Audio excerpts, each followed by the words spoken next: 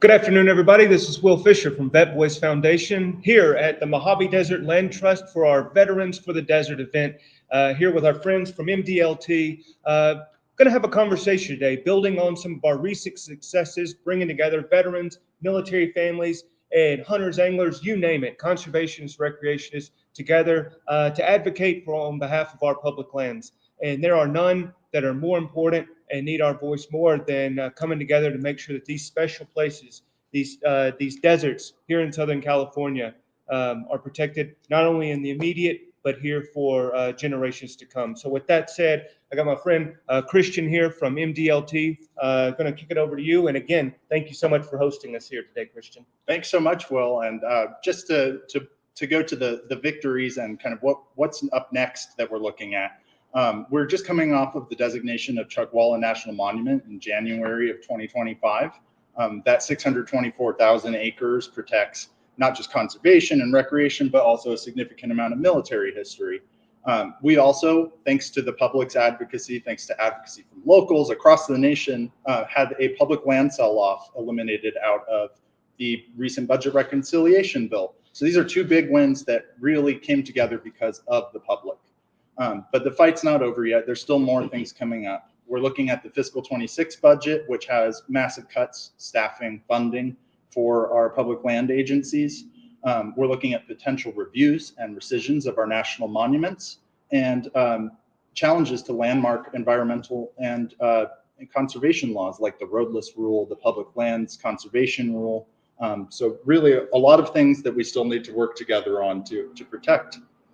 Absolutely, Krystian. I'll tell you, one of the things that both Krystian mentioned that we've all know is the case is there's so much that goes on in Washington, D.C., but there's no voice that's more influential than the local voice, and people calling up their members of the House, contacting their senators, and also contacting their local elected officials and expressing, their wish to see these special places protected. And here today, we're very fortunate to be joined by two other veterans from here in Southern California. We have Barry Scanlan and Pat Wallace, both here with an organization, local group, Mill Tree, both leaders within that organization, and again, both veterans. We have Pat as a U.S. Army veteran and Barry as a fellow Marine. So, gentlemen, knowing where we are right now, just tell us a little bit about what brought you here to this table, both as a veteran and as someone who cares about these special places. Pat, I'll kick it to you first. Yeah, sure thing. As you mentioned, we're with Mill Tree. I mean, our vision is to end veteran isolation. We do it by reintegrating vets in the community through the arts, shared projects, dialogue, as well as creative entrepreneurship. A big component of our programming in the past, I've been with Mill Tree for like 5 years now on the board, and now as board president for the last few years, is programming that takes place in public lands. So that's not the totality of what we do, but it is a big part of what we do.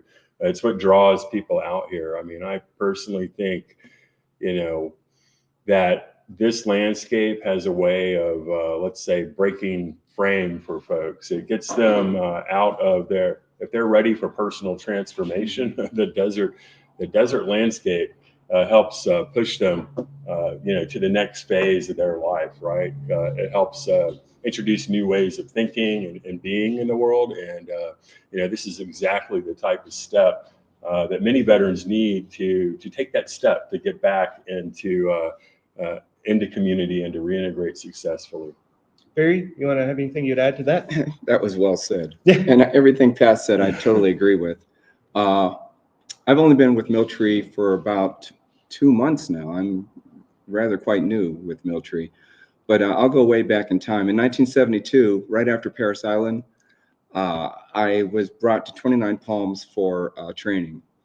And I had come from the East Coast. Actually, I'd been living in Florida, so I really knew more about moisture and swamps and alligators and stuff than I knew about any desert things. And I was immediately struck by the desert. And as Pat just mentioned, my frame of reference to the world took a big leap. It was really something to be out here. I was out here for a year and a half. Vietnam War was winding down, so then I was shipped actually back east again to Camp Lejeune. But I never forgot my experience out here in 29 Palms, hiking in the monument at that time, Joshua Tree National Monument. Just walking with my friends in the night, looking at the stars. I mean, it was amazing to me and unforgettable.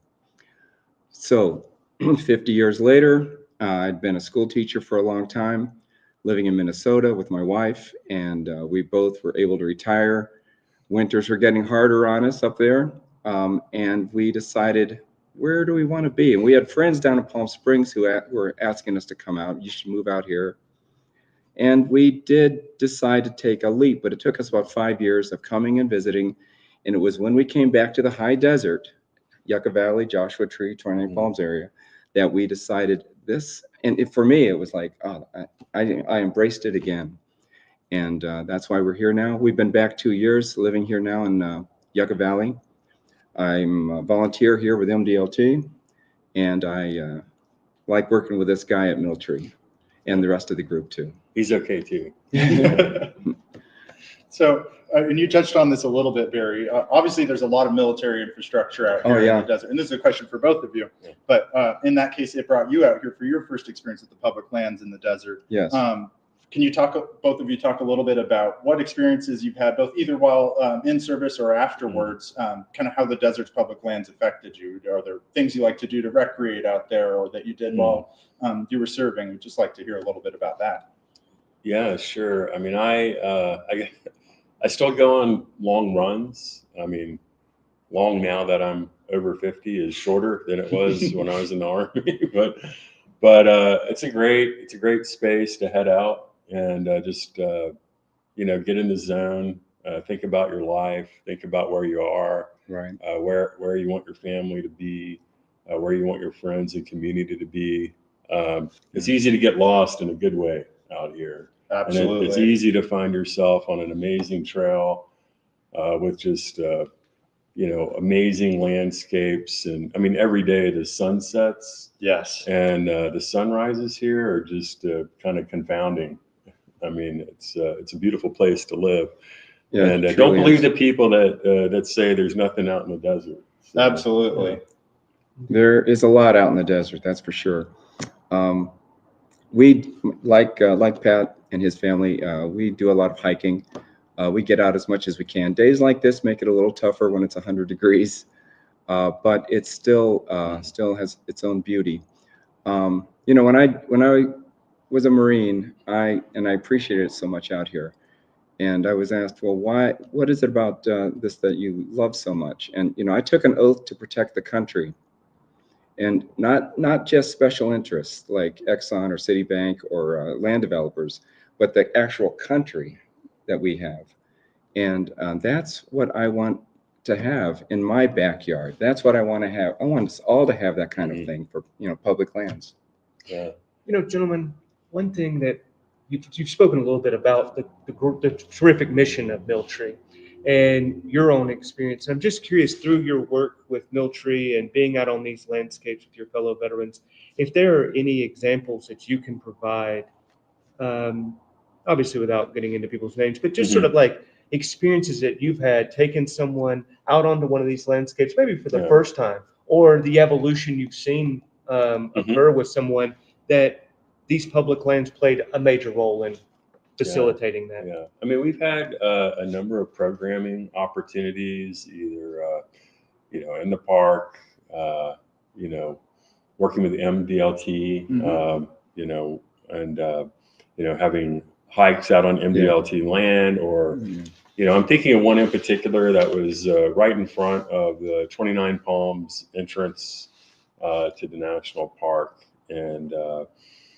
we built this giant assemblage sculpture together with veterans, other members of the community, and people from like totally wildly different sides of the political spectrum. But none of that means anything out there when in real life, when you're together in an amazing landscape like that, just trying to make your community a better place. Right. The landscape here is a unifying force.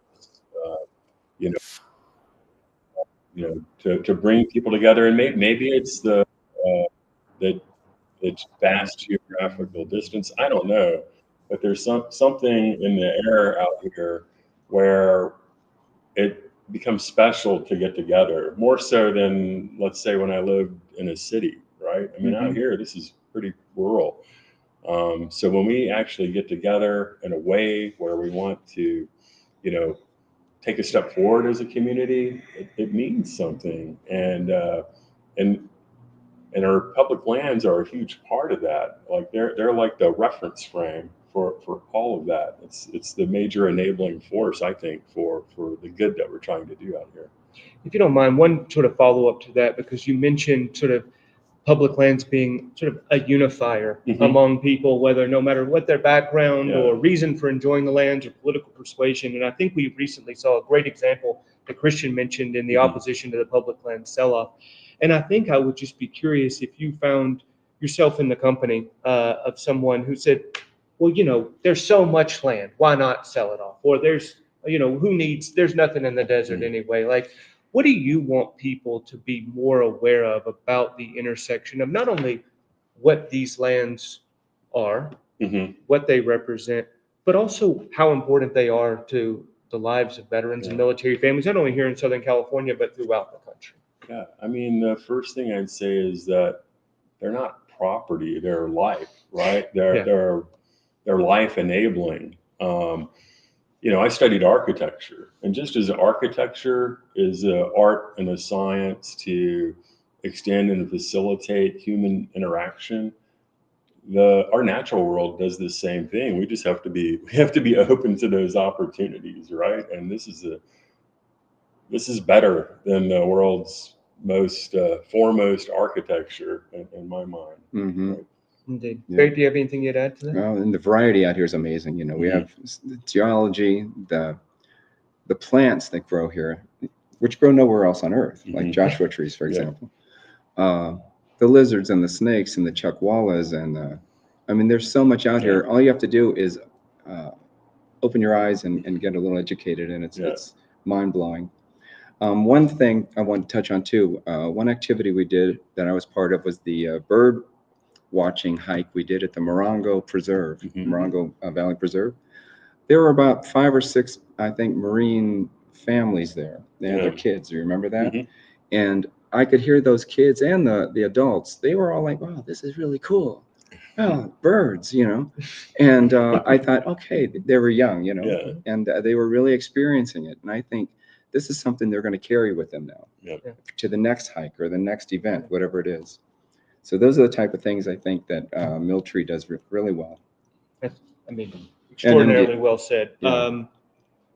Building on that, Krystian, you mentioned in your opening remarks a little bit about the military history related to the desert out here. And, we know about sort of the role public lands play in military readiness with all of the active duty military installations around here. And we heard about what it means to veterans and military families. But, things like the Antiquities Act play a large role in preserving military history. That's right. None more so than out here. If you want to tell us a little bit about that, I think that would be great. Yeah, and I think you point out a good point, which is that oftentimes people think of public lands as just protecting the wildlife and the plants. But going to the Antiquities Act, which you mentioned, is a piece of legislation that allows presidents to designate national monuments. And that came out of both the need to protect these large areas, but also to protect cultural elements. So flash forward to 2025, and we had the designation of Chuckwalla National Monument. And Chuckwalla National Monument, while protecting tortoise habitat, hundreds of miles of OHV, cultural sites, it also has really significant U.S. military history, which is the creation of the Desert Training Center in 1942 by General Patton to prepare the U.S. military for conflict in a desert in North Africa. And so over 1 million soldiers would be trained in lands contained within Chuckwalla National Monument, 13 infantry divisions, 7 armored divisions, and traces of that still exists in Chuckwalla. You can still see the remains of some of the chapels, some of the foundations for the structures there, even tank tracks in some areas you could still see in the desert sand. And that's not just Chuckwalla National Monument. Designated in 2019, Mojave Trails National Monument also contains portions of the Desert Training Center, one of the best intact ruins there. of a chapel. But this isn't a new idea, right? We've been protecting military history with national monuments for a long time. Camp Hale National Monument in Colorado is another example that protects the history of alpine troops, ski troops for the mountain winter warfare in World War II. The Kastner Range National Monument has history to our adaptation of anti-tank weapons in West Texas and preparing for World War II. So, and you go on the East Coast and there's even more, battlefields, national cemeteries. This is a part of our American culture and something that we've always done, which is preserve our heritage so that the folks that come afterwards can look at what those who did before them did. I don't think I think it's more than a coincidence also that you mentioned the Antiquities Act. And yes, of course, that was signed into law by a president, but it was President Teddy Roosevelt, also a military veteran. Yes. That's right. There's a possibility too, and I was talking to my older brother about this, that my father may have been at Chuckwalla. Really? Yeah. That's incredible. Yeah. So, he's something about, he remembers this story, so it's possible. Yeah. Yeah. So I got to tell you, gentlemen, we've heard a lot about, sort of our organizations. We've heard a lot about sort of things that recent wins, challenges on the horizon. Krystian, what, can the folks out there listening right now, what would you encourage them to do? Yeah. And so I'll just go back to the wins that we mentioned at the top, right? Folks like you, like Miltree, like MDLT, like Vet Voice, we raised our voices. Everyone in the community raised their voices, and that's what we need to continue doing. So that's call your congressperson, call your senator, let them know you oppose things like public land sell-offs, that you stand up for keeping these public lands in our hands. So just keep that pressure on, share new experiences with new people as you guys do, and get them out on the land to have that ownership. And I think what you said earlier, I was struck by the most, is this is a unifier for us, right? Yeah. So let's push exactly. forward into that unification of our public lands and make sure that your voice is heard. Awesome. And Pat and Barry, if people want to learn more about Miltree, how can they do so? Go to www.mil-tree.org. Awesome. MDLT? www.mdlt.org. And everybody, to continue following us along at Vet Voice Foundation, check us out at vvfnd.org. Also, for all of us, just like everybody watching at home, we have our social media accounts, and I would encourage you to track those down, give them a like and a follow. And we look forward to continue to working alongside of you, no matter where you are in America, to continue fighting for these special places that we all care about. Y'all take care. Thank you so much, and Semper Fi.